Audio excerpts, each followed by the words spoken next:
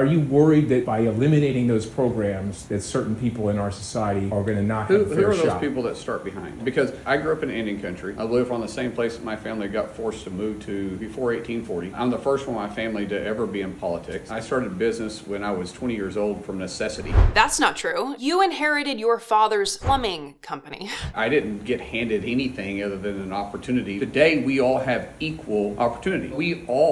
Everybody in America right now has an opportunity. Just what are you going to do with that opportunity? I find this line of thinking so disturbing. One thing I thought of was a book I just finished reading. It's called There Is No Place for Us, Working and Homeless in America, and it's by the author Brian Goldstone. In the book, he follows 5 families in Atlanta who are teetering on the edge of homelessness and who are ultimately pushed into it. And you see how that can happen to people who are working as hard as they can to prevent it from happening. And I think about the kids in those families, and I think about how Markwayne Mullin telling them that they have equal opportunity and that they just need to make the right choices when they are homeless, worried about their younger siblings, worried about their stomachs growling at night, unable to focus because all they can think about is whether they will have somewhere safe and warm and stable to live. They have equal opportunity, Markwayne, when obstacle after obstacle after obstacle, including racism, yes, is thrown in their way. And maybe the reason this is so frustrating to me is that I could be this person. I could be a person who says, hey, I was born to 2 parents who dropped out of high school. My dad got his GED in prison the same year I graduated high school. He died by suicide after a 16-year prison sentence. All of these things are true, by the way. Both of my parents struggled with substance abuse, mental illness. My mom struggled all the time to provide for 4 kids on her own. I grew up on welfare, getting handouts from the church constantly. But look at me.